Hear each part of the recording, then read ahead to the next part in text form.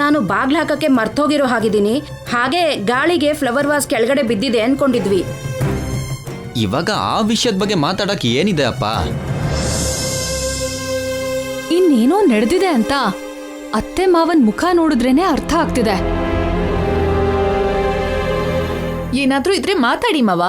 ರಾತ್ರಿ ನಮ್ಮ ಮನೆಗೆ ಅವನಿ ಫ್ರೆಂಡ್ ಲಾಯರ್ ಸತ್ಯ ಬಂದಿದ್ದ.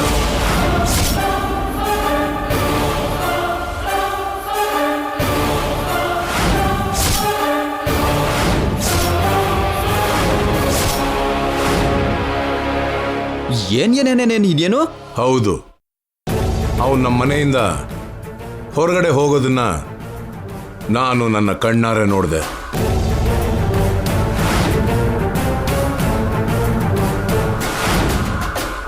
ಮತ್ತೆ ರಾತ್ರಿ ಅವನಿ ಒಂದು ಮಾತು ಕೂಡ ಮಾತಾಡದೆ ಸುಮ್ಮನೆ ಇದ್ಲಲ್ಲ.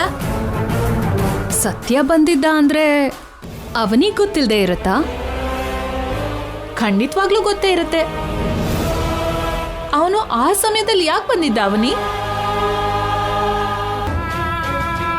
ಏನ್ ಕೆಲ್ಸ ಇತ್ತು ಅಂತ ಬಂದಿದ್ನೋ? ಈ ಮನೇಲಿ ಅಷ್ಟಕ್ಕೂ ಏನ್ ನಡೀತಿದೆ? ಮಾತಾಡದೆ ಮೌನವಾಗಿದ್ರೆ ಹೇಗೆ? ಉತ್ತರ ಕೊಡ್ಬೇಕಾಗಿರೋ ಅಗತ್ಯ ನಿನಗಿದೆ. ವೇದವತಿ ಮನೆ ಅಂದ್ರೆ ಕಟ್ಟುಪಾಡುಗಳಿಗೆ ನಿಲಯ ಅಂತ, ಆಚಾರಕ್ಕೆ ಕಣ್ಣು ಕಾಣಿಸೋ ನಿದರ್ಶನ ಅಂತ ಎಲ್ಲರ ಅಭಿಪ್ರಾಯ. ಅಂತವ್ರು ನಿನ್ನಂತವ್ರು ಮಾಡೋ ಕೆಲಸನ ನೋಡಿ ನನ್ನ ಮನೆ ಕಡೆ ಬೆರಳೆತ್ತಿ ತೋರಿಸ್ತಾರೆ. ಕೇಳಿದ್ದಕ್ಕೆ ಉತ್ತರ ಕೊಡು ಅವನಿ. ನಿನ್ನ ಪ್ರಶ್ನೆಗೆ ಉತ್ತರನ ನಾನು ಕೊಡ್ತೀನಮ್ಮ.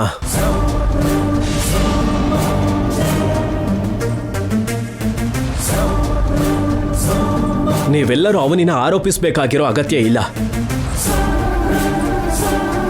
ಯಾಕೆ ಅಂದ್ರೆ ಸತ್ಯ ಬಂದ ವಿಷಯದ ಬಗ್ಗೆ ನಮ್ಮಿಬ್ಬರಿಗೂ ಗೊತ್ತು.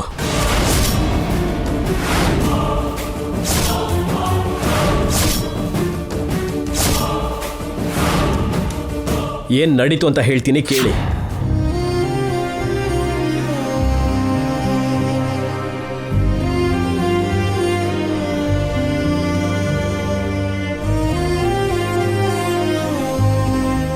ಅವನಿ, ನಿದ್ರೆ ಮಾಡಿಲ್ವಾ? ನಿದ್ದೆ ಬರ್ತಾ ಇಲ್ಲ ಬಾವ. ಕಣ್ ಮುಚ್ಕೋ ಬರುತ್ತೆ. ಭಯ ಆಗ್ತಾ ಇದೆ ಬಾವ, ಕಣ್ ಮುಚ್ಚೋದಕ್ಕಾಗ್ತಾ ಇಲ್ಲ.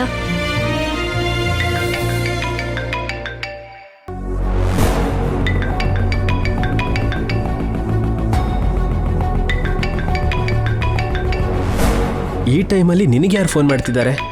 ನೋಡ್ತೀನಿರು ಬಾವ. ನನ್ನ ಫ್ರೆಂಡ್ ಸತ್ಯ ಬಾವ.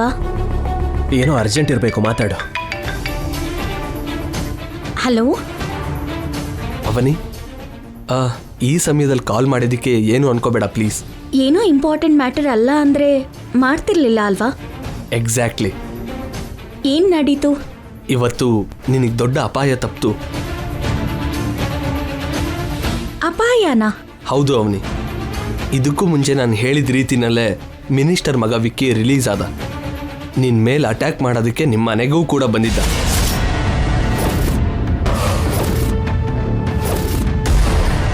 ಅವನು ನಿಮ್ಮ ಮನೆ ಗೋಡೆ ಹತ್ತಾ ಇದ್ರೆ ಅದೇ ಸಮಯದಲ್ಲಿ ನಿಮ್ಮ ಮನೆ ಸ್ಟ್ರೀಟಲ್ಲಿ ನಾನು ಹೋಗ್ತಾ ಇದ್ದೆ. ಫಾಲೋ ಮಾಡಿದೆ. ಅವನು ನಿಮ್ಮ ಮನೆಯೊಳಗೆ ಅಲ್ಲ, ನಿನ್ನ ಬೆಡ್ರೂಮ್ ಕೂಡ ಬಂದು ನೈಫಿಂದ ದಾಳಿ ಮಾಡಕ್ಕೆ ನೋಡ್ದ.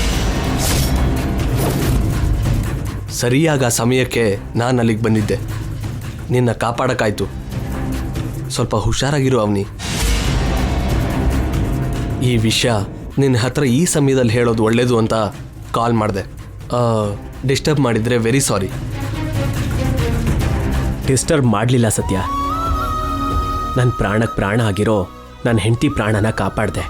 ಹುಷಾರಾಗಿರೋ ಅಂತ ನನ್ನ ಹೆಂಡತಿ ಕ್ಷೇಮದ ಬಗ್ಗೆ ಯೋಚಿಸ್ತಿದೀಯಾ. ನನಗೆ ತುಂಬ ಸಹಾಯ ಮಾಡ್ತಿದೀಯಾ. ನಿನ್ನ ಋಣನ ತೀರಿಸೋಕ್ಕಾಗಲ್ಲ ಸತ್ಯ. No no no don't say like that. ನನ್ನ ಕೋರ್ಟಲ್ಲಿ ಗೆಲ್ಸೋದಕ್ಕೋಸ್ಕರ ಅವತ್ತು ಅವಳು ಆ ಧೈರ್ಯ ಮಾಡಿದ್ಲು. ಇವತ್ತದು ಒಂದು ಅಪಾಯದ ಹಾಗೆ ಬದಲಾಗಿದೆ. ಅದಕ್ಕೆ ನನ್ನ ಜವಾಬ್ದಾರಿ ನಾನು ತೋರಿಸ್ಬೇಕು ಅಲ್ವಾ?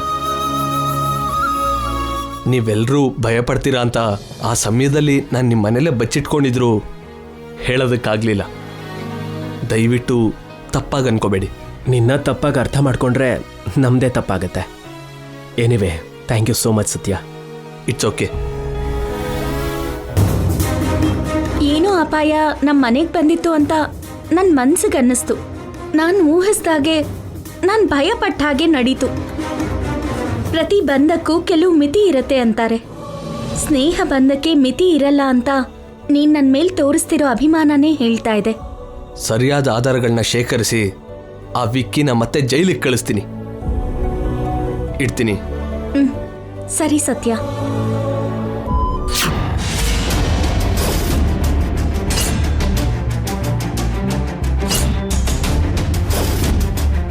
ಇದು ನಡೆದಿದ್ದು. ಆ ಸಮಯದಲ್ಲಿ ಮತ್ತೆ ಎಲ್ಲರನ್ನೂ ಕರೆದು ಹೇಳೋದು ಯಾಕೆ ಬಿಡು, ಬೆಳಗ್ಗೆ ಹೇಳೋಣ ಅಂತ ಅನ್ಕೊಂಡ್ವಿ. ಸ್ವಲ್ಪ ಹೊತ್ತಾದ್ಮೇಲೆ ನೀವು ಕೇಳಲಿಲ್ಲ ಅಂದಿದ್ರು ನಾವೇ ಹೇಳ್ತಿದ್ವಿ. ಅಷ್ಟರಲ್ಲೇ ನೀವು ಅವನಿ ಬಗ್ಗೆ ಇಷ್ಟ ಬಂದಾಗ ಮಾತಾಡ್ತಿದ್ದೀರಾ. ನಮ್ಮ ಮನೇಲಿರೋರ್ಗೆ ಅಷ್ಟು ಸಹನೆ ಎಲ್ಲಿದೆ ಬಾಮೈದ? ಮೊದಲು ಮಾತಾಡ್ಬಿಡ್ಬೇಕು ಅಷ್ಟೇ, ಆವಾಗ ಇವ್ರ ಹೊಟ್ಟೆ ತುಂಬೋಗ್ಬಿಡುತ್ತೆ. ಸತ್ಯ ತುಂಬ ಸಲ ಅವನಿನ ಸೇವ್ ಮಾಡಿದ್ದಾನೆ. ಅವನು ಸರಿಯಾದ ಸಮಯದಲ್ಲಿ ಬರಲಿಲ್ಲ ಅಂದಿದ್ದಿದ್ರೆ ಇವಾಗ ಈ ಮನೇಲಿ ಎಲ್ಲರೂ ದೊಡ್ಡ ವಿಷಾದನ ನೋಡ್ಬೇಕಾಗಿತ್ತು. ಇನ್ಮೇಲಿಂದ ಯಾರಾದ್ರೂ ಸರಿ ಅವನಿ ಮೇಲೆ ಆರೋಪ ಹೊರಿಸೋದಕ್ಕೆ ಪ್ರಯತ್ನ ಪಡಬೇಡಿ. ಹೇಳೋಕ್ಕೂ ಮುಂಚೆ 1ಕ್ಕೆ 4 ಸಲ ಯೋಚನೆ ಮಾಡಿ ಹೇಳಿ. ಅರೆ ಅಮ್ಮ, ಅವನು ನಿನಗೆ ವಾರ್ನಿಂಗ್ ಕೊಡ್ತಿದ್ದಾನೆ. ಅಮ್ಮನ್ಗಿಂತ ಅವನಿನೇ ಹೆಚ್ಚಾಗೋದ್ಲು ಅಲ್ವಾ ನಿನ್ಗೆ? ಇವಾಗ ಇವ್ರು ಹೇಳಿದ್ದೆಲ್ಲ ನಿಜ ಅಂತ ನಂಬೇಕಾ ನಾವು? ಇನ್ನೊಂದ್ ಮಾತಾಡ್ದೆ ಅಂದ್ರೆ ಹಲ್ಲು ಉದುರ್ಸ್ಬಿಡ್ತೀನಿ. ನಂಬಲಿಲ್ಲ ಅಂದ್ರೆ ಹೋಗಿ ಎಲ್ಲಾದ್ರೂ ಸಾಯಿ. ಮೌನ ಸಹನೆ ಸ್ವಲ್ಪ ಹೊತ್ತಷ್ಟೇ, ಆತ್ಮಾಭಿಮಾನಕ್ಕೆ ತೊಂದರೆ ಆಗದೆ ಇರೋವರೆಗೂ. ಆಮೇಲೆ ಯಾರಾದ್ರೂ ಸರಿ, ಸುಮ್ಮನೆ ಬಿಡೋದೇ ಇಲ್ಲ. ಅಮ್ಮ ಅವನಿ, ಎಲ್ರ ಹಾಗೆ ನಾನು ಅಪಾರ್ಥ ಮಾಡ್ಕೊಂಡು ಆತ್ರ ಬಿದ್ದು ಕೇಳ್ಬಿಟ್ಟೆ. ಏನು ಅನ್ಕೋಬೇಡ. ಒಂದೊಂದ್ಸಲ ನಮ್ಮ ಕಣ್ಣೆ ನಮ್ಮನ್ನು ಮೋಸ ಮಾಡುತ್ತೆ ಅನ್ನೋ ಹಾಗೆ ನನ್ನ ವಿಷಯದಲ್ಲೂ ಅದೇ ಆಯ್ತಮ್ಮ. ಅನವಶ್ಯಕವಾಗಿ ನನ್ನ ಸೋದರ ಸೊಸೆ ಮೇಲೆ ಅನುಮಾನ ಪಟ್ಬಿಟ್ಟೆ. ನನಗೆ ಕ್ಷಮಿಸ್ಬಿಡಮ್ಮ. ಆ ಸತ್ಯಂದೇನಾದ್ರೂ ಒಳ್ಳೆ ಉದ್ದೇಶನೇ ಆಗಿದ್ರೆ ಎಲ್ಲಾರನ್ನೂ ಏಳಿಸ್ಬೋದಿತ್ತು. ಆ ಸಮಯದಲ್ಲಾದ್ರೂ ನಡೆದಿದ್ದನ್ನ ಹೇಳ್ಬೋದು. ಸತ್ಯ ಒಳ್ಳೆಯವನು ಅಂತ ಹೇಳೋದಕ್ಕೆ ಹೆಣದಿರೋ ಕತೆ ಥರ ಇದೆ ಇದು. ಎಲ್ಲ ಏನೋ ವಿಚಿತ್ರವಾಗಿದೆ. ಸೇಮ್ ಫೀಲಿಂಗ್ ಅದಕ್ಕೆ. ಎಲ್ರೂ ಒಳ್ಳೆಯವರು ಅನ್ಕೊಳ್ಳೋದಕ್ಕೆ ಅವ್ರಿಗೆ ಅನುಕೂಲವಾಗಿ ಸಂದರ್ಭಕ್ಕನುಗುಣವಾಗಿ ಮಾತಾಡ್ತಾ ಇದ್ದಾರೆ. ಈ ವಿಷಯದಲ್ಲಿ ನಂಗೂ ತುಂಬಾ ರೀತಿಯ ಸಂದೇಹಗಳಿದೆ. ಈ ವಿಷಯನ ನಾನು ಅಷ್ಟೇ ಈಸಿಯಾಗಿ ಬಿಟ್ಬಿಡ್ತೀನಿ ಅನ್ಕೋಬೇಡಿ. ಇನ್ನೂ ಆಳ್ವಾಗಿ ಹುಡುಕ್ತೀನಿ, ಅಸಲಿ ವಿಷಯನ ಕಂಡು ಹಿಡಿತೀನಿ. ಲೇ, ನೀನು ಅವನಿನ ಕುರುಡಾಗಿ ನಂಬ್ತಾ ಇದೀಯ. ಯಾವುದಕ್ಕೂ ಒಳ್ಳೇದು ನಿನ್ನ ಹುಷಾರಲ್ಲಿ ನೀನಿರು. ಸಮಾಜದಲ್ಲಿ ನೋಡಬಾರದ ಅಪರಾಧಗಳು ಘೋರನ ನೋಡ್ತಾ ಇದ್ದೀವಿ. ಅಕ್ಕ ಅಂತ ಯೋಚನೆ ಮಾಡ್ತಿದ್ದೀನಿ. ಇಲ್ಲ ಅಂದ್ರೆ ನನ್ನ ಬಾಯಿಯಿಂದ ದೊಡ್ಡ ದೊಡ್ಡ ಮಾತುಗಳು ಬರುತ್ತೆ. ನಿನಗೆ ನಾವೆಲ್ಲ ಶತ್ರುಗಳ ಥರ ಕಾಣಿಸ್ಬಹುದು. ನಾನಂತೂ ಅವನಿ ವಿಷಯನ ನಂಬಲ್ಲ. ನಿಜಾನ ಆಧಾರದ ಸಮೇತ ಬಯಲ್ ಮಾಡ್ತೀನಿ.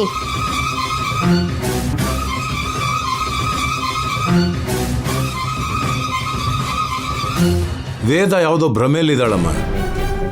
ಅದರಿಂದ ಅವಳು ಹೊರಗೆ ಬರೋವರೆಗೂ ಹಾಗೆ ಇರ್ತಾಳಮ್ಮ. ಅವಳ ಮಾತುಗಳಿಗೆ ನೀನು ತಲೆ ಕೆಡಿಸ್ಕೋಬೇಡಮ್ಮ. ನಾನು ಅಮ್ಮನ ಹಾಗೆ ನೋಡ್ಕೊಂಡೆ. ನನ್ನ ಮಗಳ ತರ ನೋಡಿದ್ರು. ಮಗಳಿಗೆ ತಾಯಿ ಹೇಳೋ ಮಾತುಗಳಾದು ಮಾವ.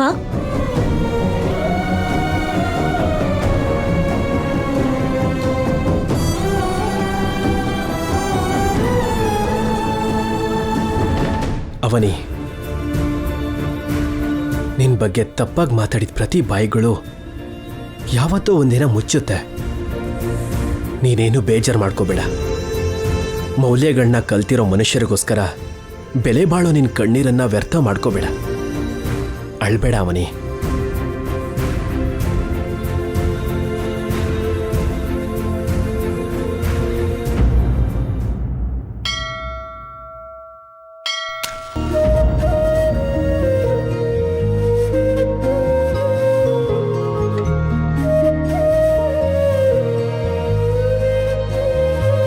ಅಕ್ಷಯ, ದೊಡ್ಡಮ್ಮ, ಹೌದು, ಒಬ್ಳೆ ಕಾಣಿಸ್ತಿದೆಯಲ್ಲ, ಏನ್ ಅಮ್ಮ ಬಂದಿಲ್ವಾ?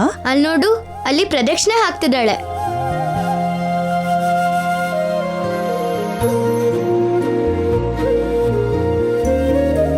ನಿಮ್ಮಮ್ಮ ಅಲ್ಲಿ ಪ್ರದಕ್ಷಿಣೆ ಹಾಕ್ತಿದ್ರೆ ನೀನಿಲ್ ದೀಪ ಹಚ್ತಿದ್ಯಾ? ಏನ್ ವಿಷಯ? ಏನಾಯ್ತಮ್ಮ? ಮನೆ ಪರಿಸ್ಥಿತಿ ಏನೂ ಚೆನ್ನಾಗಿಲ್ಲ ದೊಡ್ಡಮ್ಮ. ಅಮ್ಮಂಗೆ ಯಾವಾಗಲೂ ಕಷ್ಟನೇ. ಏನೋ ನನ್ನ ನೋಡಿ ಸಂತೋಷ ಪಡ್ತಿದ್ದಾಳೆ ಹೊರತು ಅಜ್ಜಿಯಿಂದಾಗಲಿ, ನಿಹಾರಿಕಾ ದೊಡ್ಡಮ್ಮನಿಂದ ಆಗಲಿ, ವಸಂತ ಅತ್ತೆಯಿಂದ ಆಗಲಿ ಯಾರಿಂದನೂ ಯಾವುದೇ ಆನಂದನೂ ಇಲ್ಲ. ಅಮ್ಮ ಎಲ್ಲರ ಬಗ್ಗೆನೂ ಯೋಚನೆ ಮಾಡ್ತಾಳೆ.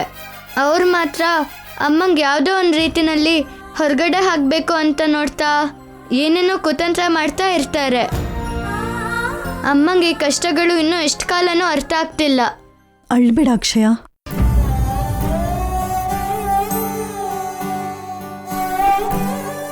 ನಿಮ್ಮಮ್ಮ ದೊಡ್ಡ ಮನೆ ಸೊಸೆ ಆಗ್ತಾಳೆ ಅಂತ ಅವತ್ತು ಯಾರೋ ಅವಳ ಜಾತಕ ನೋಡಿ ಹೇಳಿದ್ದಕ್ಕೆ ಹೋಗ್ಲಿ ಬಿಡು. ನನ್ನ ಜೀವನ ಹೇಗೆ ಇದ್ರೂ ನನ್ನ ತಂಗಿ ಜೀವನ ಬಂಗಾರದಾಗಿದ್ರೆ ಸಾಕು ಅನ್ಕೊಂಡೆ. ಅವಳ ಜೀವನ ಬಂಗಾರದ ಪಂಜರ ಆಯ್ತೇ ಹೊರತು ಸಂತೋಷ ಇಲ್ದಾಗೋಯ್ತು.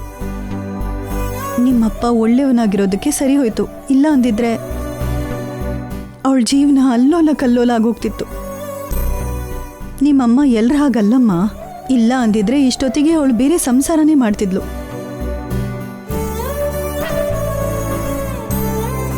ಮಗಳು ದೊಡ್ಡಮ್ಮ ಏನ್ ಮಾತಾಡ್ಕೋತಾ ಇದ್ದೀರಾ? ಪ್ರತ್ಯೇಕವಾಗಿ ಏನ್ ಮಾತಾಡೋ ಅವಶ್ಯಕತೆನೂ ಇಲ್ಲ, ನಿಮ್ಮನೆ ವಿಷಯನೇ ಸಾಕು. ಲೈಬ್ರರಿಯಲ್ಲಿರೋ ಪುಸ್ತಕ ಎಷ್ಟೇ ಓದಿದ್ರು ಮುಗಿಯಲ್ಲ ಅನ್ನೋ ಹಾಗೆ ಎಷ್ಟೇ ಹೇಳ್ಕೊಂಡ್ರು ಇನ್ನೂ ಇದ್ದೇ ಇರುತ್ತೆ. ಈ ಮಧ್ಯ ಪ್ರತಿ ವಿಷಯದಲ್ಲೂ ಅತ್ತೆ ನನಗೆ ಅಕ್ಷಯಾಗೆ ಏನೋ ಒಂದು ಹೇಳ್ತಾನೆ ಇದ್ದಾರೆ. ಅದೇ ನೋವಾಗ್ತಾ ಇದೆ. ಅತ್ತೆ ಹಾಗೆ ಬದಲಾಗಿರೋದಕ್ಕೆ ಆ ನಿಹಾರಿಕಾ ಅವರಿಗೆ ನಾವು ಇನ್ನಷ್ಟು ಕೀಳಾಗ್ಬಿಟ್ವಿ. ಆ ವಸಂತಾಗಿ ಅದೇನು ಆಸೆ ತೋರಿಸಿದಾರೋ ಏನೋ, ಅವಳು ಕೂಡ ಇಷ್ಟ ಬಂದಾಗೆ ಮಾತಾಡ್ತಿದ್ದಾಳೆ. ಅವನಿ, ನಾಳೆ ಒಳ್ಳೆ ದಿನ, ಮಂಗಳಗೌರಿ ವ್ರತನ ಮನೇಲಿ ಮಾಡು, ಎಲ್ಲ ಒಳ್ಳೇದೇ ಆಗತ್ತೆ. ನಿನ್ ಕೈಲಿ ಎಷ್ಟಾಗತ್ತೋ ಅಷ್ಟು ಜನ ಮುತ್ತೈದೆಯರನ್ನ ಕೂಡ ಕರೆದು ವ್ರತ ಮಾಡು. ಆ ಅಮ್ಮನೋರು ದಯೆ ತೋರಿಸಿ ನಿನ್ನೋರ್ಗೆ ನಿಮ್ಮನ್ನ ಹತ್ರ ಮಾಡ್ತಾಳೇನೋ. ಸರಿ ಅಕ್ಕ.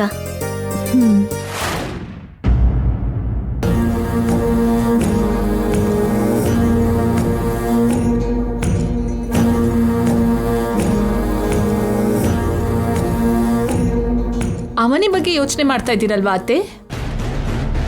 ಅವನಿಲಿ ಇತ್ತೀಚೆಗೆ ತುಂಬ ಬದಲಾವಣೆಗಳು ಬಂದಿದೆ. ಅವಳು ಮಾಡ್ತಾ ಇರೋ ಕೆಲಸಕ್ಕೂ ಹೇಳ್ತಾ ಇರೋ ಮಾತುಗಳಿಗೂ ಸ್ವಲ್ಪನೂ ಸಂಬಂಧನೇ ಇಲ್ಲ ಅನ್ಸತ್ತೆ. ಸತ್ಯ ಅನ್ನೋನು ಅರ್ಧ ರಾತ್ರಿ ಹೊತ್ತಲ್ಲಿ ಮನೆಗೆ ಬಂದ ವಿಷಯದಲ್ಲಿ ಅವ್ರು ಹೇಳಿದ ಕಥೆನ ನೀನ್ ನಂಬ್ದ್ಯೇನೋ? ನಾವಂತೂ ನಿಜವಾಗ್ಲೂ ನಂಬಿಲ್ಲಮ್ಮ. ಅಜ್ಜಿ, ನೀವೇನಾದ್ರೂ ನನಗೆ ಮೂಗುತಿನ ಕೊಟ್ಟು ಪ್ರಸಾದ ಮಾಡೋದನ್ನ ಹೇಳ್ಕೊಟ್ರಿ ಅನ್ಕೊಳ್ಳಿ, ಅವನಿ ಚಿಕ್ಕಮ್ಮ ಮತ್ತೆ ಅಕ್ಷಯಾಗೆ ದೊಡ್ಡ ಪಾಠನೇ ಕಲಿಸ್ದಂಗಾಗುತ್ತೆ. ಮೂವರು ಅತ್ತೆ ಹತ್ರ ಬಂದು ಏನ್ ಕಿವಿಗೆ ಊದ್ತಿದ್ದೀರಾ? ಅದು ಅಲ್ಲದೆ ಈ ನಡುವೆ ಅತ್ತೆಯವರಲ್ಲಿ ತುಂಬಾ ಬದಲಾವಣೆ ಬಂದಿದೆ. ನಿಮ್ಮ ಮಾತು ಕೇಳಿದ್ರು ಅಂದ್ರೆ ಅವನಿ ಅಕ್ಷಯನ ಇನ್ನೂ ದೂರ ಇಟ್ಬಿಡ್ತಾರೆ. ಏನಣ್ಣ ನಮ್ ಹೆಸರು ಕೇಳಿಸ್ತಾ ಇದೆ? ಈ 3 ಜನ ಗ್ರಾನಿ ಹತ್ರ ನಿಮ್ ಬಗ್ಗೆ ಏನೇನೋ ಬ್ಯಾಡ್ ಆಗಿ ಹೇಳ್ತಿದ್ದಾರೆ ಅಂತ ಅಂಕಲ್ ಹೇಳ್ತಿದ್ದಾರೆ. ನಮ್ಗಂತ ಅಗತ್ಯ ಏನು ಇಲ್ಲಪ್ಪ. ಯಾವಾಗ್ಲೂ ಅವ್ರ ಬಗ್ಗೆನೇ ಯೋಚನೆ ಮಾಡೋದನ್ನ ಬಿಟ್ರೆ ಬೇರೆ ಕೆಲಸ ಏನು ಇಲ್ಲ ಅನ್ಕೋತಿದ್ಯೋ ಏನು? ನಿಜವಾಗ್ಲೂ ನೀವು ನಮ್ಮ ಬಗ್ಗೆ ಯೋಚನೆ ಮಾಡ್ಲಿಲ್ಲ ಅಂದ್ರೆ ಮನೇಲಿ ಯಾವುದೇ ಜಗಳನೂ ಇರಲ್ಲ. ಅಂದ್ರೆ ಏನೇನು ಉದ್ದೇಶ? ನೀನು ಉದ್ದೇಶದ ಬಗ್ಗೆ ಪ್ರತ್ಯೇಕವಾಗಿ ಹೇಳಬೇಕಾಗಿರೋ ಅಗತ್ಯ ಏನಿದೆ? ಎಲ್ಲರಿಗೂ ಗೊತ್ತಿರೋ ವಿಷಯನೇ ಅಲ್ವಾ. ನೀವು ನಿಮ್ಗಳಿಗಿಂತ ನಮ್ಮ ಬಗ್ಗೆನೇ ಜಾಸ್ತಿ ಯೋಚಿಸ್ತೀರಾ ಅಂತ. ಚೆನ್ನಾಗಿ ಹೇಳ್ದೆ ಬಾಮೈದ. ಒಂದೊಂದು ಸಲ ಯೋಚನೆ ಮಾಡಬೇಕಾದ ಸಂದರ್ಭ ಕೂಡ ಬರುತ್ತೆ ಶ್ರೀಕರ್. ಶ್ರೀಕರಿಂದ ಅವನಿ ಪ್ರೆಗ್ನೆಂಟ್ ಆಗೋ ಅವಕಾಶ ಇಲ್ಲ ಅಂತ ಗೊತ್ತಾಯ್ತು. ಮಕ್ಕಳನ್ನ ಹೆರೋ ಅದೃಷ್ಟ ಶ್ರೀಕರ್ಗೆ ಇಲ್ಲ ಅಂತ ರಿಪೋರ್ಟ್ಸ್ ತುಂಬಾ ಸ್ಪಷ್ಟವಾಗಿ ಹೇಳಿದ್ಯಮ್ಮ.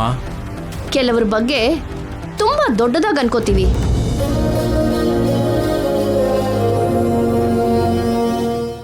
ಆದ್ರೆ ನಾವು ಅನ್ಕೊಳ್ಳೋದೇ ಬೇರೆ, ವಾಸ್ತವನೇ ಬೇರೆ ಅಂತ ಗೊತ್ತಾದಾಗ ತಡ್ಕೊಳ್ಳೋದು ತುಂಬಾ ಕಷ್ಟ. ನಿನ್ ಮನ್ಸಲ್ಲಿ ಏನೋ ಇದೆ, ಅದ್ ನಮಗೆ ಅರ್ಥ ಆಗ್ತಿಲ್ಲ. ಆದ್ರೆ ಅದೇ ನಿಜ ಅನ್ಕೊಂಡು ಭ್ರಮೇಲಿ ನೀನ್ ಕೆಲವು ದಿನಗಳಿಂದ ಮಾತಾಡ್ತಿದೀಯ. ನಾನು ಯಾವ ವಿಷಯನೂ ಅಷ್ಟು ಸುಲಭವಾಗಿ ನಂಬೋದಿಲ್ಲ, ಕೇಳೋದೂ ಇಲ್ಲ. ಏನೇ ಇದ್ರೂ ಆಧಾರ ಇದ್ರೇನೆ ಮಾತಾಡೋದು. ಹಾಗಾದ್ರ ಆ ವಿಷಯ ಏನು, ಆ ಆಧಾರ ಏನು ಅಂತ ಹೇಳಮ್ಮ, ಮಾತಾಡ್ಕೊಳ್ಳೋಣ.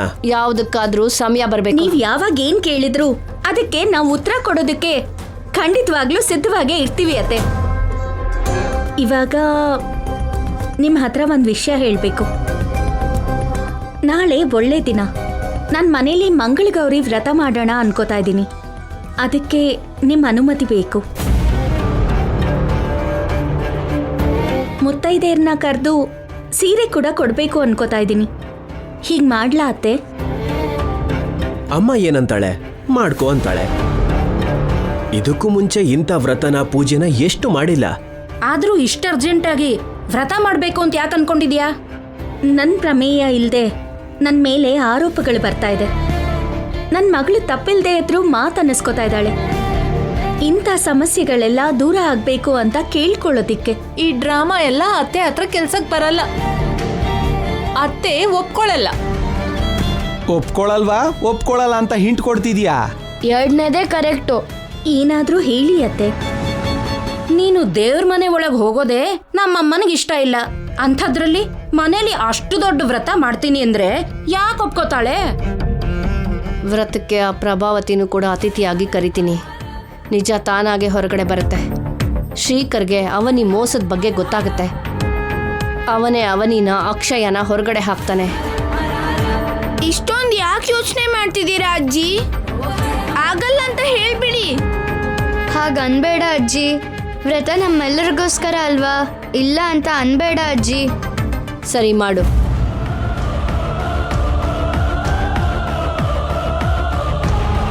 ನನಗೆ ಯಾವುದೇ ಅಭ್ಯಂತರನೂ ಇಲ್ಲ. ಥ್ಯಾಂಕ್ಸ್ ಅತ್ತೆ. ಚಿಂಟು, ಏನ್ ಅಂಕಲ್? ಇಂಥ ಸಮಯದಲ್ಲಿ ಒಂದು ಹಾಡು ಹಾಡಬಹುದು. ಯಾವ ಸಾಂಗು? ಅನ್ಕೊಂಡಿದ್ದೊಂದು ಆಗಿದ್ದಿನ್ನೊಂದು, ಮಾಡಿದ ಪ್ಲಾನ್ ಎಲ್ಲ ಉಲ್ಟಾ ಆಗೋಯ್ತಲ್ಲ.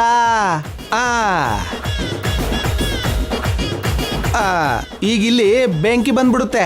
ನಾವಿಲ್ಲಿಂದ ಹೋಗೋಣ ಬಾ. ಅವನಿಗೆ ಫೇವರ್ ಆಗಿ ಅತ್ತೆ ಅವ್ರು ಒಪ್ಕೋತಾರೆ ಅಂತ ನಾನು ಅನ್ಕೊಂಡಿರ್ಲಿಲ್ಲ. ಒಪ್ಕೊಳ್ಳೋದಕ್ಕೂ ಮುಂಚೆ ಅಮ್ಮನ ಮುಖ ನೀನ್ ಗಮನಿಸ್ದ್ಯೋ ಇಲ್ವೋ? ಮನಸ್ಸಲ್ಲಿ ಏನೋ ಅನ್ಕೊಂಡೇ ಒಪ್ಕೊಂಡ್ಲು. ಅಂದ್ರೆ ನಾಳೆ ಏನೋ ನಡೆಯುತ್ತೆ ಅಂತ ಆಯ್ತು.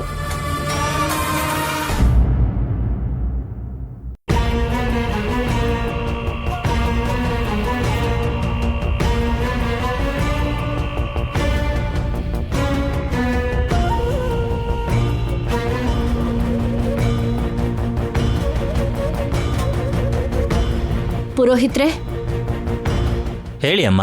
ಪ್ರಭಾವತಿ ಅವರು ಅಂತ ಒಬ್ರು ದೇವಸ್ಥಾನಕ್ಕೆ ಬರ್ತಾ ಇರ್ತಾರಲ್ಲ, ಅವ್ರು ಇವತ್ತು ಬಂದಿದ್ರಾ? ಇಲ್ಲ ಅಂದ್ರೆ ಬಂದು ಹೊರಟೋದ್ರಾ? ಇನ್ನೂ ಬರ್ಲಿಲ್ಲಮ್ಮ. ಇವತ್ತು ಖಂಡಿತ ಬಂದೇ ಬರ್ತಾರೆ. ಸರಿ ಪುರೋಹಿತ್ರೆ. ಸರಿ ಅಮ್ಮ.